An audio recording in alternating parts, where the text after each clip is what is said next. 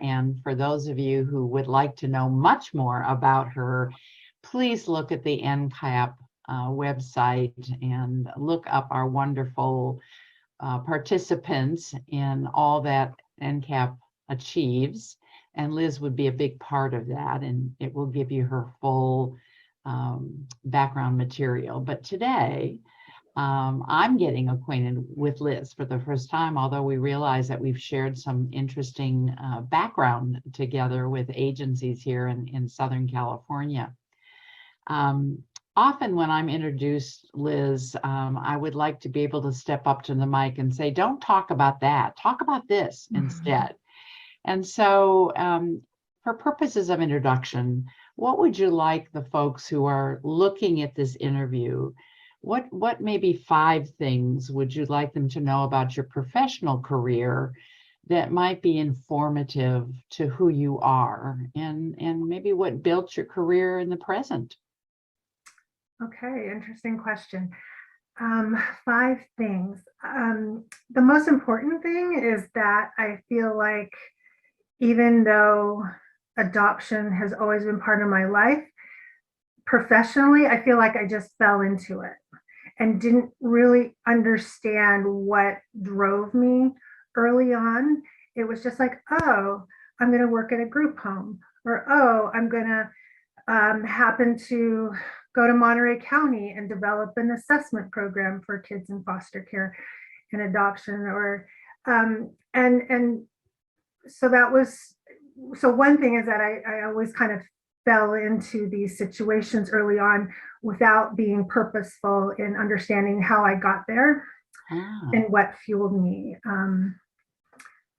Second, professionally, is that my personal experience in adoption always fueled my passion and my drive to want to do better. I think early on, it was so early on in the kind of mid 80s when I started this work, and not really understanding. I don't think we were really talking about attachment, and we weren't talking about trauma, but just intuitively knew that what we were doing wasn't working. And that's what fueled me to go back to school and want to learn more about working with children, about trauma. I mean, I don't even know if we used those words back in those days. I just knew professionally I wanted to know more. And I felt like the only way to do that was to become a psychologist. I had no clue that maybe I could have stopped at my master's, or I didn't need to go that whole route.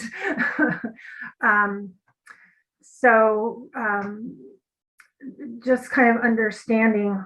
So 5 things. You don't have to do 5 things. It's up to you. Yeah. So going to graduate school and then deciding I don't want to work with children, I want to work with adults, but that didn't last very long because I was always drawn back to children. And I think a lot of the path of my career was so unconscious that I didn't really understand what drove me until I was talking to a group of foster parents in Monterey County and went, oh, I live this life. And now I'm making a conscious choice to be in that profession and to help understand kind of what we don't understand, trying to help do better, trying to help the next generation of children and foster parents and adopted parents do better, because my parents didn't have those resources. And when I made those connections, that's what always drove my work in the adoption place, was I want to do better, and I want to have a voice for those children that didn't have a voice for so long. That's really, it's so helpful. You kind of scaffolded, your movement through your career, and but you touched a couple times on the personal impact. How does it touch you personally, Liz? And I might cry. This is emotional because I don't think I've ever really talked about it in a more public forum. I have 2 older, I had, unfortunately, 2 older sisters that were adopted by my parents, Lori and Elena. They were adopted in the early 60s. When the thought about adoption is that kids should feel very lucky to get out of the circumstances they were in. Elena was 5 years older than I was, and my sister Lori was 7 years older. I shared a room with my sister Elena, and I thought it was normal to talk about like what was life like before you came to live with mom and dad, because they were 4 and 6, I believe. And she would tell me stories like, well, we ate peanut butter and jelly sandwiches, or we were left in our room and we didn't have a place to go to the bathroom, so we peed in the dump truck. And I just thought, I mean, at that point, you don't know that that's not normal. Right. And having those conversations with her, it was just kind of the normal thing. Like, what was life like before you lived with mom and dad? So that has a deep impact on me, because as you go in your career and you learn about the impact that this can have, it's always another layer, like, oh my gosh, the trauma. Oh my gosh, the trauma. And my parents were not equipped. They were not equipped in those days. There were very little resources out there.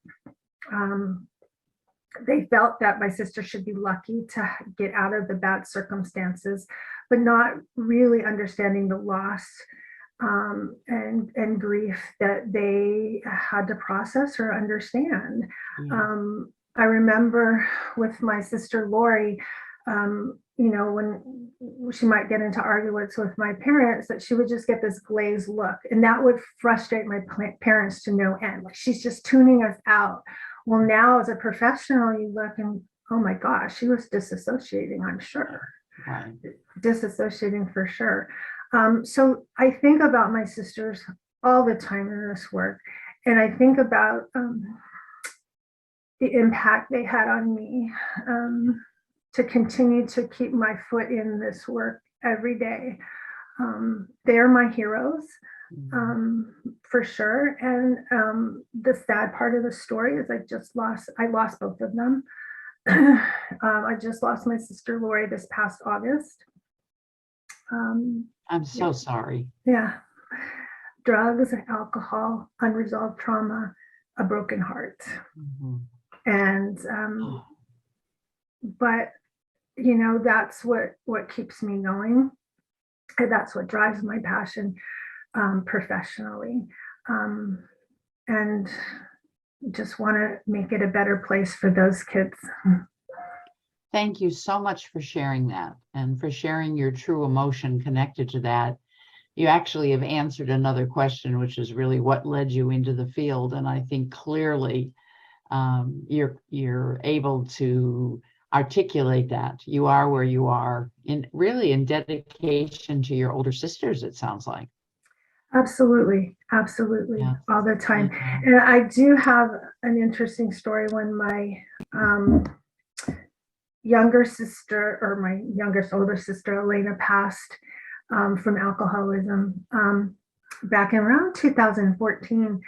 And I don't know if he'll even remember this conversation, but Michael Grand was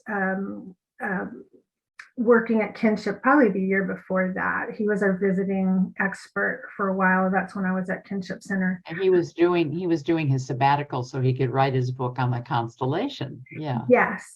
But we had a conversation about him talking about the eighth core mattering issue, about mattering. And I took that, and it might have been like a 10-minute conversation at the most. And my sister Elena passed away shortly thereafter. And I knew she was passing, and she was on the East Coast, and I couldn't get to her just because of circumstances. So I wrote her a letter. And I told her I wanted to know that she mattered in my life. Wow. And they were able to read it to her. My niece was able to read it to her, and they buried that letter in her coffin. Oh. But it was really Michael that fueled that for me. Yes. Yeah. For sure. And we included that in our book on the 7 core issues, Yes. because it was important. Yes, he's been a great influence on all of our lives. So Yes. thank you for sharing that. That's Sure. just really very moving and so relevant to the work that we all do. It's certainly what's kept me in the field for 60 years. So I really understand that. If we move away from your career for a minute, who are you outside of your career? What do you enjoy doing? What gives you the creative and fun aspects of your life? Oh gosh. Well, I'm a wife and a mother of 2 children that are young adults, 21 and 24. Wow. Okay. And just really trying to get into that empty nester mode. My 21-year-old son lives with us, but he'll be out soon. Okay. I love to hike on the Central Coast. I love to swim. I try to swim 4 times a week. I think of that bilateral stimulation that Yes. needs to happen in order to. Yeah.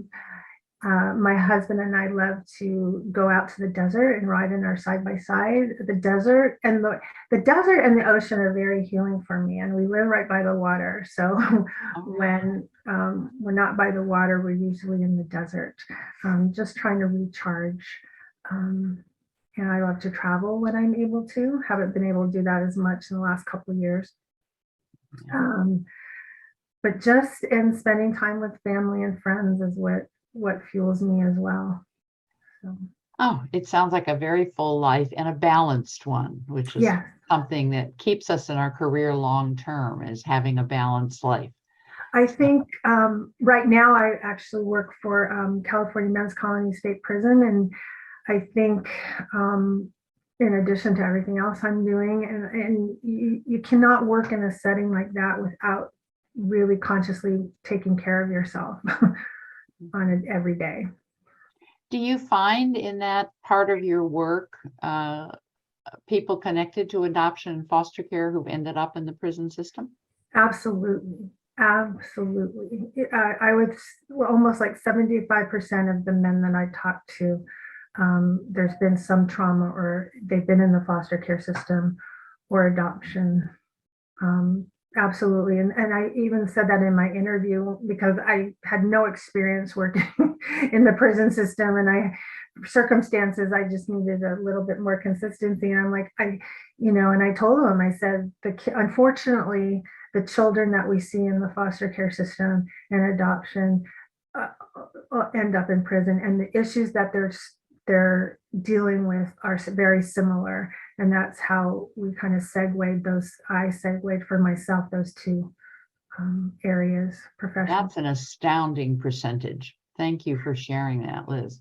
Right. And that's just kind of a ballpark figure, but right. For sure, wow, that has impacted the prison system. Well, someday you're going to get to retire, although I'm convinced none of us ever really do. I mean, I retired last year and here I am.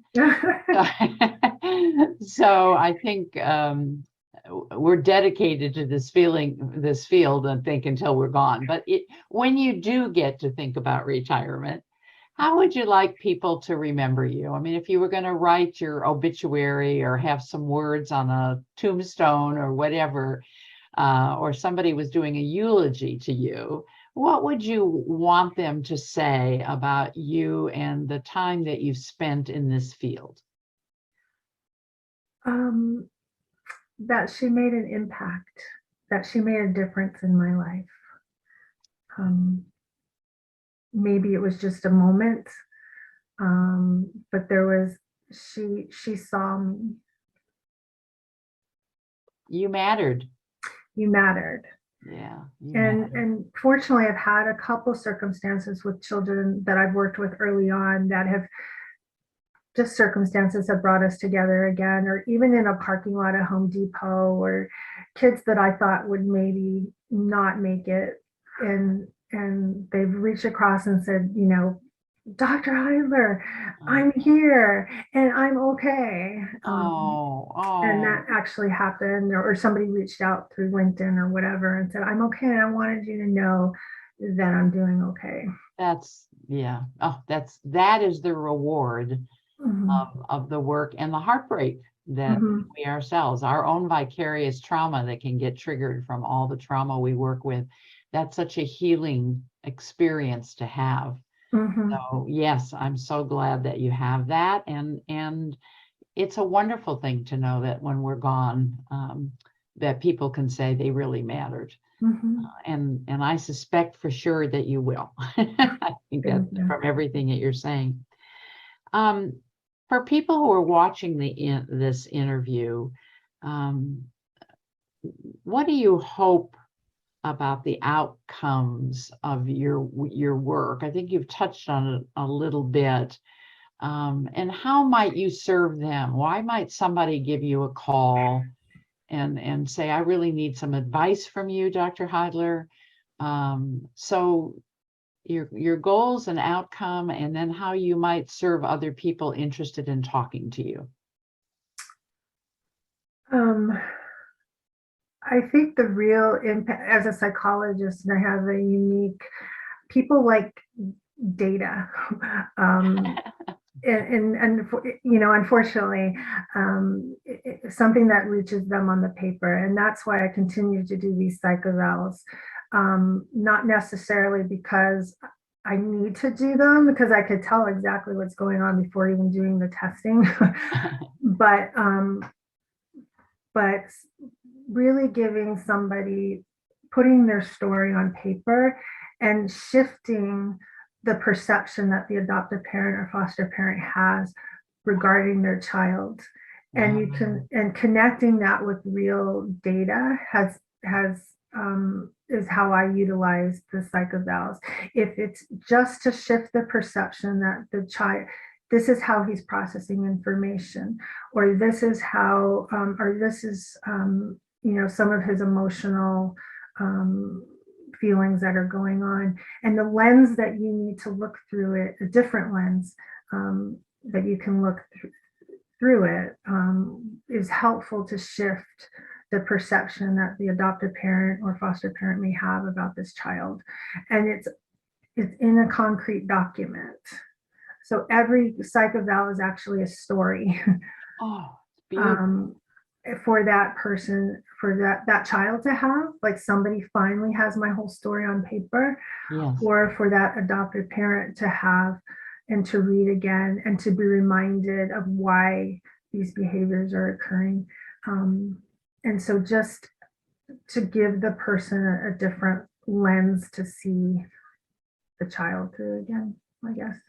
That is just a wonderful, wonderful reinterpretation of the testing that we asked for and what it can serve. Because what you're doing is building not only a different view, kind of like Mhm. turning the kaleidoscope, but you're building Mhm. compassion and understanding, and Absolutely. underneath that, attachment. So Absolutely. yes, it's such a powerful thing that you're doing. Thank you for sharing that. Um, my goodness, that's just, I wish every psychologist doing testing would think about it in that way, that it's not just a series of numbers. Um, Absolutely. Absolutely. I think my psychovals are so long, people I think they get tired of reading, but just to make sure everything's covered. and if somebody wanted to chat with you, they watched this and they thought, oh my gosh, I really like this professional. I'd like to learn from them. Do you what kinds of consulting do you do with, how do you take what you know and do so well and spread it to others? Usually I'm asked.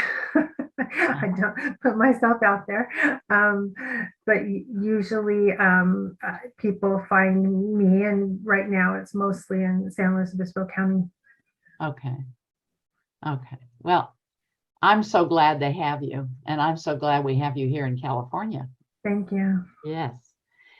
Um, You know, if you look at the NCAP website, it says that it's about connecting, strengthening, and empowering.